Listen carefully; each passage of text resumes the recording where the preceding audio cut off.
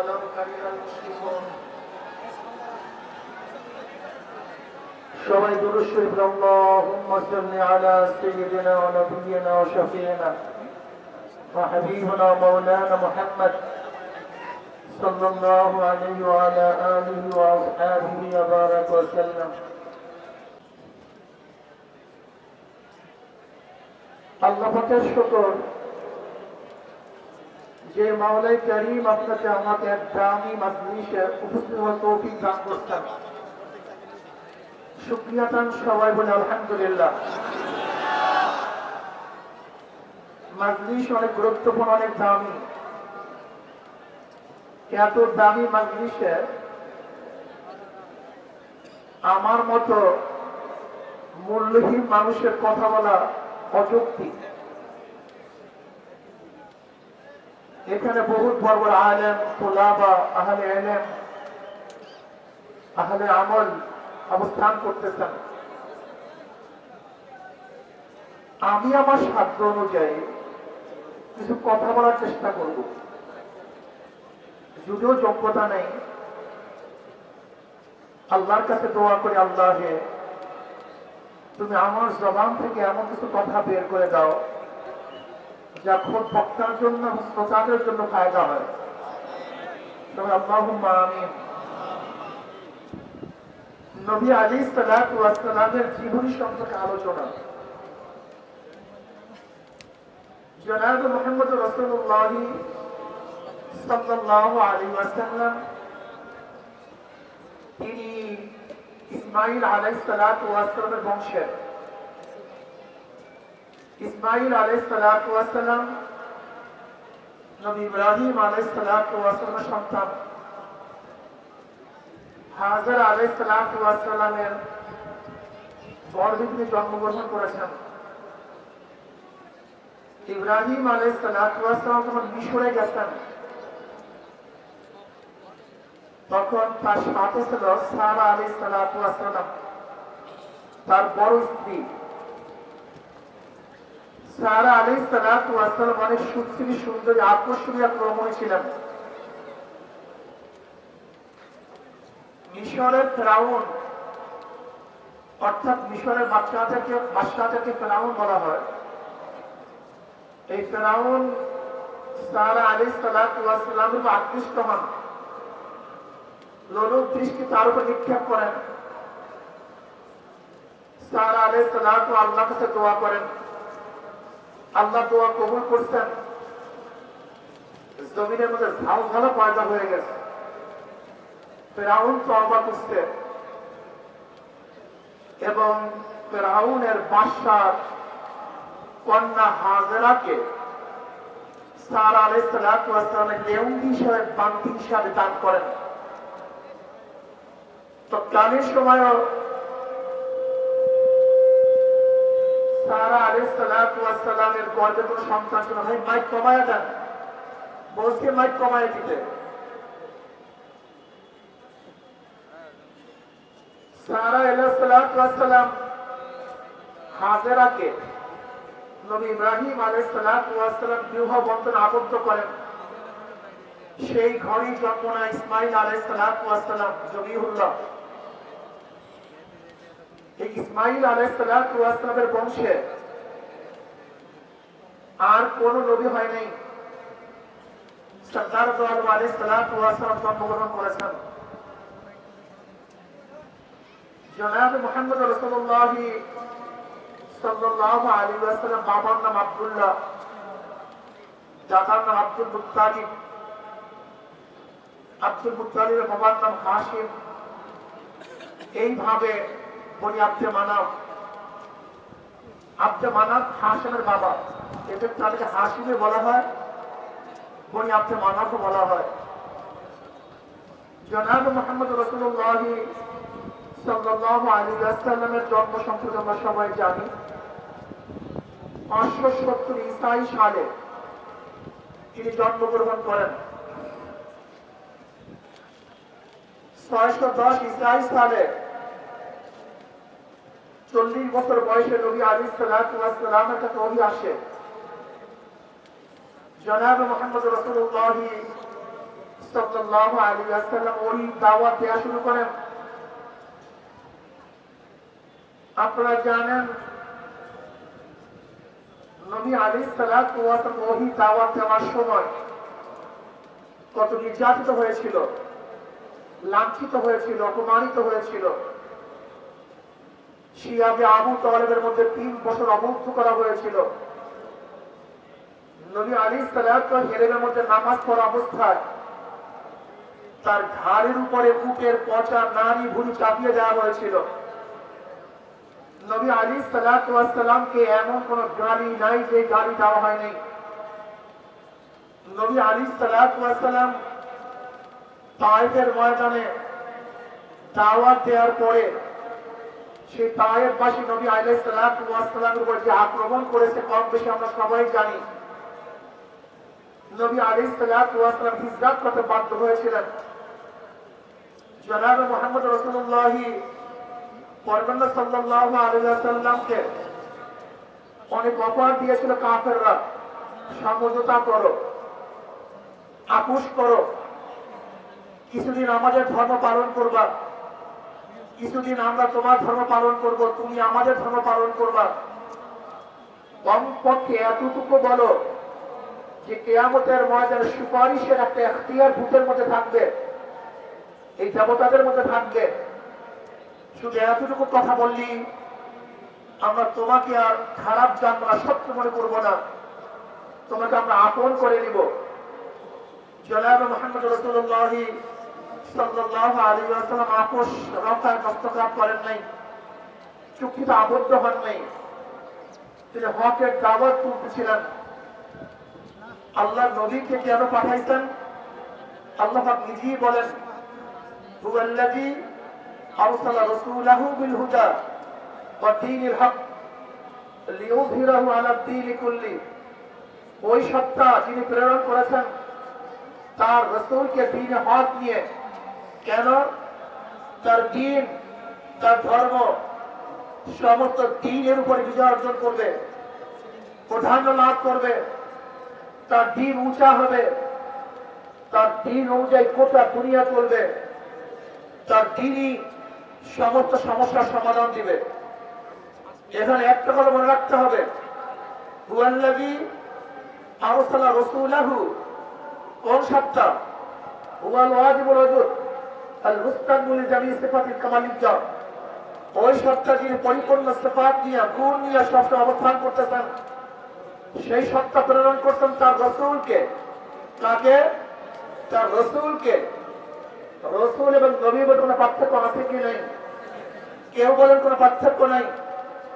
যারা ইসলামী উম্মতের জন্য দুনিয়াতে আসেন তারাই রাসূল, তারাই নবী।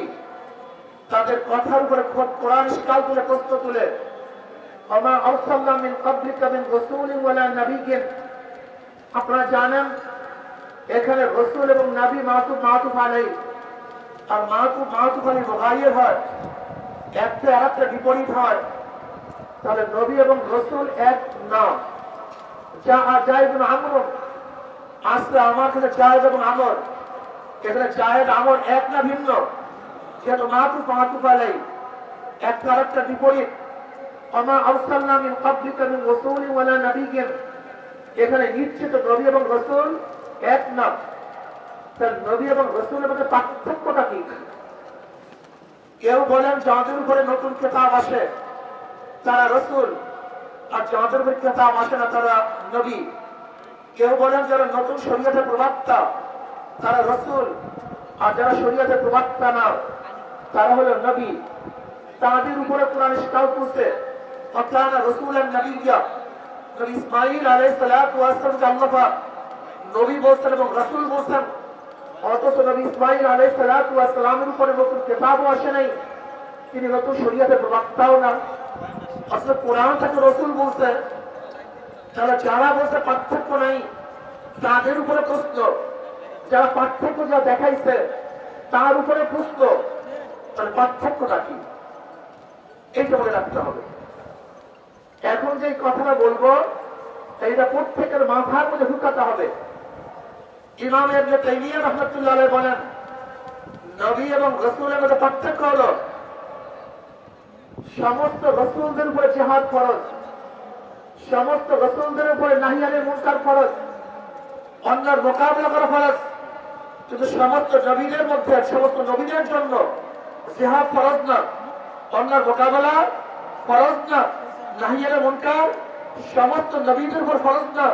কিন্তু যে রাসূল হবে, সেই পারফেক্ট কিতাব আসুক অথবা নাই আসুক, শরীয়তের প্রবক্তা হোক অথবা নাই হোক, যে রাসূল হবে তার উপরে জিহাদ ফরজ। তারপর অন্যায় মোকাবেলা করা, নাহি আনিল মুনকার করা ফরজ।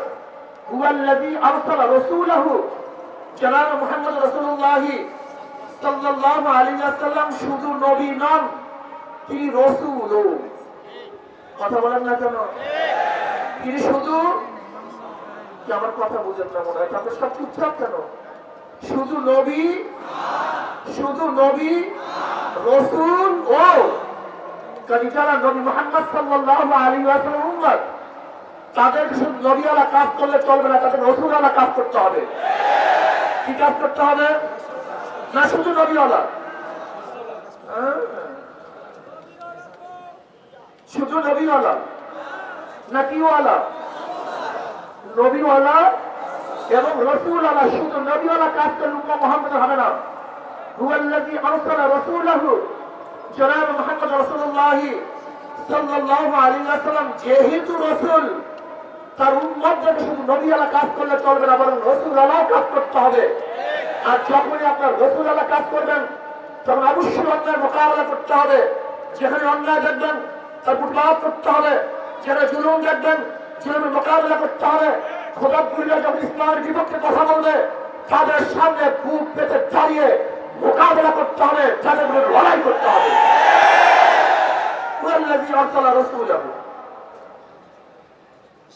দেখেন, খুব ভালো মতো বোঝার চেষ্টা করে আমাদের সমস্যাটা কোন জায়গায়। আমাদের সমস্যাটাই আমরা বুঝি না। এখানে যারা আছেন, আমার ভুল হতে পারে, কিন্তু এর মধ্যে 98% মানুষ আবেগী, বিবেকী খুবই কম। দেখেন, বিবেক এবং আবেগের যখন সমন্বয় হয়, তখন মানুষটা কাজে লাগে। শুধু বিবেক, শুধু আবেগ, এর দ্বারা কোনো কাজ হয় না। বিবেকের প্রয়োজন, আবেগেরও প্রয়োজন। এক ব্যক্তির আবেগ নেই, বিবেক আছে, বিবেক আছে, আবেগ নেই, কোনো কাজ হবে না। আমাদের মূল সমস্যা হলো, আমাদের মধ্যে কখনো বিবেক কাজ করে, আবেগ থাকে না, কখনো আবেগ কাজ করে, বিবেক থাকে না। কাজী দেখেন, এই দেশ এক সময় ছিল মুসলমানদের, এক সময় ছিল মুসলমানদের। 750 বছর পর্যন্ত মুসলমানদের দেশে শাসক ছিল। জিন্দা পীর আলমগীর রহমতুল্লাহ আলাইহি 50 বছর শাসক ছিল, এক নাগার 50 বছর।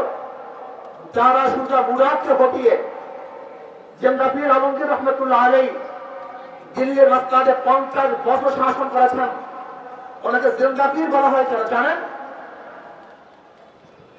ওনার উস্তাদ, ওনার পীর মোল্লা জিউ রহমতুল্লাহ আলাইহি ইন্তেকালের সময় ওসিয়াত করলেন, আমার জানাজার নামাজের ইমামতি ওই ব্যক্তি করবে যার আসরের আগে 4 রাকাত নফল নামাজ কাজা হয় নাই। কে করছেন? আলমগীর রহমতুল্লাহ আলাইহি, পীর মোল্লা জিউ রহমতুল্লাহ আলাইহি। কাফির হাজি মুসলমান জানাবার ক্ষমতা কেউ রাখে না। তখন আলমগীর রহমতুল্লাহ আলাইহি বললেন, আমার এক গোপন ইবাদত ছিল, আমল ছিল, যা উস্তাদ জানতেন, আমার পীর জানতেন এবং আমি জানতাম, আর কেউ জানতো না। আজকে তিনি প্রকাশ করে গেছেন। এরপর আলমগীর রহমতুল্লাহ আলাইহি জানাজার নামাজ ইমামতি করেছেন, যে আসরের আগের নফল 4 রাকাত নামাজ কাজা করেন নাই। আজকে যদি প্রশ্ন করি, 1 বছর নামাজ কাজা হয় নাই কার কার? কয়জন হাত তুলতে পারবো? যদি প্রশ্ন করি 40 দিনের মধ্যে তার বিরুদ্ধে ছোট নয় কার কার? কয়জন হাত তুলতে পারবো? যদি বলি দলে ঘর করে মিথ্যা কথা বলি নাই, কয়জন হাত তুলতে পারবো? যদি বলি হারাম, বিবাহ শিকায়ত হারাম, এই মাথারও জানার পরে কোনদিন বিবাহ শিকায়ত করি নাই, কয়জন হাত তুলতে পারবো? কয়জন বলতে পারে রক্তের মধ্যে হারাম নাই, এক ফোঁটা রক্তের মধ্যে হারাম নাই? কয়জন বলতে পারবো? কয়জন বলতে পারবো ফরজ চরক করি নাই? যদি আপনার আমার দ্বারা স্লোগান হতে পারে, কথা হতে পারে, ওয়ালা তাহিনু ওয়ালা তাহজানু ওয়া আনতুমুল আ'লাউনা ইন কুনতুম মুমিনিন। আজকে ইমানের খতরা, ইমানের সমস্যা, ইমানের খতরা, ইমানের সমস্যা।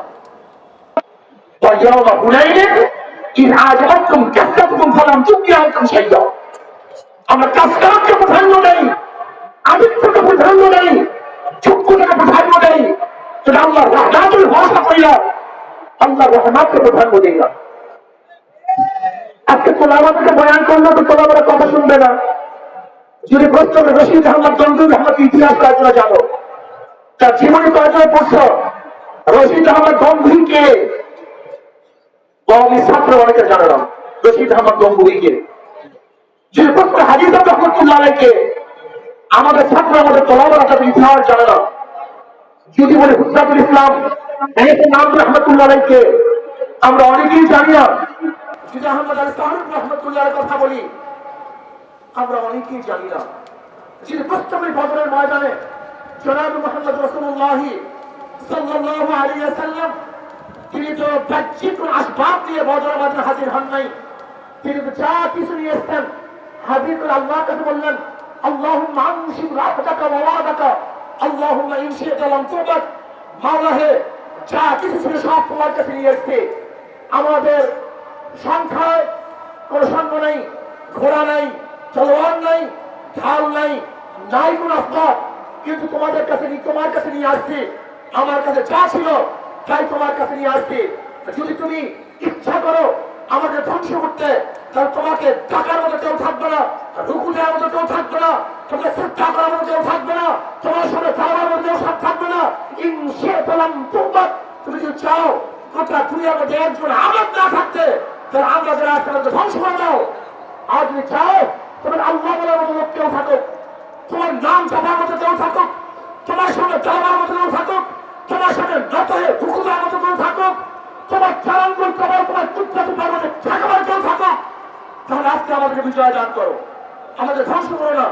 তিনি একমাত্র ভরসা করছেন কার উপরে? আল্লাহর উপরে। আমরা ভরসা করি কার উপরে? মানুষের উপরে, আর তাদের উপরে। সমস্যা চিহ্নিত করেন ওলামায়ে কেরাম।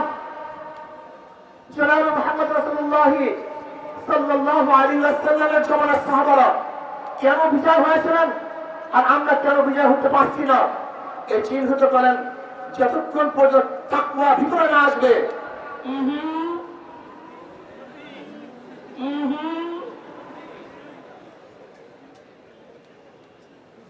ولو أن أهل القرى آمنوا واتقوا لفتحنا عليهم بركات من السماء والأرض। যুগের বস্তিবাসী, ওই গ্রামবাসী, ওই থানার লোকগুলি, ওই জেলার লোকগুলি, ওই দেশের লোকগুলি ঈমান ও তাকওয়া অর্জন করত, লাফতাহনা আলাইহিম বারাকাতুম মিনাস সামাই ওয়াল আরদ, আমি আসমান এবং জমিনের সমস্ত বরকতের কাঁটা খুলে দিতাম। দেখেন আল্লাহ পাক রব্বুল আলামিন কি বলেন, ইন তাত্তাকুল্লাহা ইয়াজআল লাকুম ফুরকানা ওয়া ইউকাফির আনকুম সাইয়্যাতিকুম। কত চমৎকার কথা। একদিন গবেষণা করেছেন, ইন তাত্তাকুল্লাহা ইয়াজআল লাকুম ফুরকান। যদি তোমরা আল্লাহকে ভয় করো, আল্লাহ কি দান করবেন? ফুরকান দান করবেন। কি দান করবেন? মা মানো ফুরকান। ফুরকান কি জিনিস? ফুরকান কাকে বলা হয়? ইমতিয়াজি শক্তি, পার্থক্য করা শক্তি। বুঝাতে পারি নাই? কি করব, কি করব না, কি উচিত, কি উচিত না, কোন দিকে যাবো, কোন দিকে যাবো না, কোন সিদ্ধান্ত নেব, কোন সিদ্ধান্ত নেব না, এটা তোমার কিছু করার দরকার নেই। আল্লাহর তরফ থেকে আসবে। তার তরফ থেকে ইন তাত্তাকুল্লাহ ইয়াজআল লাকুম ফুরকানা ওয়া ইউকাফির আনকুম সাইয়্যাতিকুম। আজকে আমরা ভুল করি কেন বারবার? কেন ভুল করি? 5ই আগস্টের আগে ভুল করেছি, 1971 ভুল করেছি, 91 ভুল করেছি, 96 ভুল করেছি, 2001 ভুল করেছি, 2008 ভুল করেছি। বারবার ওলামায়ে কেরাম ভুল করার কারণটা কি? একদিন চিন্তা করতে এত ভুল কেন করি? এর কারণটা কি? ইন তাত্তাকুল্লাহা ইয়াজআল লাকুম ফুরকান। যদি আল্লাহকে ভয় করো, আল্লাহ কি দান করবেন? ফুরকান দান করবেন। আমরা ইলমের উপর নির্ভর করি, তাকওয়ার উপর নির্ভর করি না। আমরা জানার উপর নির্ভর করি, আল্লাহ ভয়ের উপর নির্ভর করি না। খবর কসম করলাম, যদি ইলমের উপর ভরসা করো, ইলম যদি তোমাকে মুক্তি দেয়, তো ইলম শয়তানকে মুক্তি দিতে পারবো না কেন? শয়তান ইলম কম ছিল, কেন মুক্তি দিতে পারে নাই? একজন চিন্তা করছো, শয়তানকে শয়তান ইলম কেন মুক্তি দিতে পারে নাই? যদি শয়তানকে ইলম মুক্তি দিতে না পারে, তা ইলম তোমাকে আমাকে মুক্তি দিতে পারবে না। যদি ইলম মুক্তি দিতে পারে, আবুল ফজল ফয়জিকে কেন মুক্তি দিতে পারলো না? ইলম যদি মুক্তি দিতে পারত, তো স্বয়ং আজিজুল হক যিনি কাক হযরত সিদ্দিকের খতিব আযম সিদ্দিকুল হাসান রাহমাতুল্লাহ আলাইহি খান সবকি একই সবকে একজন ফার্স্ট হতেন, একজন সেকেন্ড আর একজন ফার্স্ট। স্বয়ং আজিজুল হক প্রায় ফার্স্ট হতেন। এরা কি কেন ইলম মুক্তি দিতে পারলো না? বাঁচাতে পারলো না কেন? ইলম তাকে কেন মুক্তি দিতে পারলো না? তোলাবা মাথা ঠিক করো, জেহেন ঠিক করো। মনের থেকে অনেক দূরে চলে গেছি। আহলে দেওবান কি জিনিস তুমি জানো? আহলে দেওবান কাকে বলে জানো? হুজ্জতুল ইসলাম কাসিম নানভী রাহমাতুল্লাহ আলাইহি ফজরের সময় কুড়িগিরি করার জন্য রেল স্টেশনে যেতেন। ছাত্র আসবে, তাদের খেদমত করবো, তাদের বোঝা মাথা বহন করে নিয়ে আসবো। এর নাম আহলে দেওবান। তুমি আহলে দেওবান সম্পর্কে চিনো? আহলে দেওবান কি? তিনটা জিনিসের সমান আহলে দেওবান হয়: ইলম, আমল, তাসাউফ। শুধু ইলমের নাম আহলে দেওবান না, শুধু আমলের নাম আহলে দেওবান না, শুধু তাসাউফের নাম আহলে দেওবান না। ইলম, আমল এবং তাসাউফ এই তিন জিনিসের সমান নয় আহলে দেওবান হয়। ফিকহিয়াতের নাম আহলে দেওবান নয়, জীবন শিকাতের আহলে দেওবান নয়, নামাজ কাজা করে না আহলে দেওবান নয়। রশিদ আহমদ গঙ্গুই রাহমাতুল্লাহ আলাইহি বলেছেন, 18 বছর পরে আমার চাকরি উড়ে ছুটছে, এর নাম আহলে দেওবান। কয় বছর পরে? 18 বছর পরে। 18 বছর পরে চাকরি উড়ে ছুটছে, এর নাম আহলে দেওবান। তাকওয়া সম্পর্কে আমাদের জ্ঞান নেই। তাকওয়া কাকে বলা হয়? التذنب عن كل ما يقسم من فعل او ترك حتى السماء عند قوما وهو المتعرض بالتقوى في الشرع. وعليه قوله تعالى ولو ان اهل القرى امنوا واتقوا لفتحنا عليهم بركات من السماء والارض. খুব ভালোভাবে বুঝবেন তাকওয়া কি জিনিস। বলেন করণীয়, সবাই বলেন করণীয়, বর্জনীয়। যা করলে অথবা বর্জন করলে গুনাহ হয়, এমন জিনিস থেকে নিজেকে বাঁচায় রাখার নাম তাকওয়া। আজকে করণীয় বর্জনীয় হাজারো গুনাহ আমরা করি, হাজারো গুনাহ করি, অথচ আমাদের মধ্যে নিজেদেরকে দাবি করি আমরা এইটা, আমরা সেইটা। মনে রাখতে হবে, যতক্ষণ পর্যন্ত তাকওয়া পয়দা না হবে, ততক্ষণ পর্যন্ত জাতি বারবার হুজুর খাবে, বারবার ফিল্ম কাটবে, বারবার ভুল সিদ্ধান্ত গ্রহণ করবে, সঠিক সিদ্ধান্ত গ্রহণ করতে পারবে না। জনাব মুহাম্মদ রাসূলুল্লাহ সাল্লাল্লাহু আলাইহি ওয়াসাল্লামকে আল্লাহর নবী কেন দুনিয়াতে প্রেরণ করেছেন? খুব ভালোভাবে বুঝবেন। জনাব মুহাম্মদ রাসূলুল্লাহ সাল্লাল্লাহু আলাইহি ইন্নাকা আলা খুলুকিন আযীম, ইন্নাকা আলা খুলুকিন আযীম। সর্বশ্রেষ্ঠ চরিত্র, সর্বশ্রেষ্ঠ আখলাক, সর্বশ্রেষ্ঠ চরিত্র দিয়ে নবী আলাইহিস সালাতু ওয়াস সালাম আল্লাহ দুনিয়াতে প্রেরণ করছেন। তার চরিত্রকে গঠন করেন, আখলাককে তামির করেন, তাকওয়া অর্জন করেন, খোদা ভীতি অর্জন করেন। যদি আখলাকি হন, খোদাকে ভয় করেন, আল্লাহ পাক রব্বুল আলামিন আমাদের সবাইকে বিজয় দান করবেন। আল্লাহ আমাদের সবাইকে এক ও ন্যাক হয়ে কাজ করার তৌফিক দান করেন। আমা আলাইনা ইল্লাল বালাগ। আসসালামু আলাইকুম ওয়া রাহমাতুল্লাহি ওয়া বারাকাতুহু।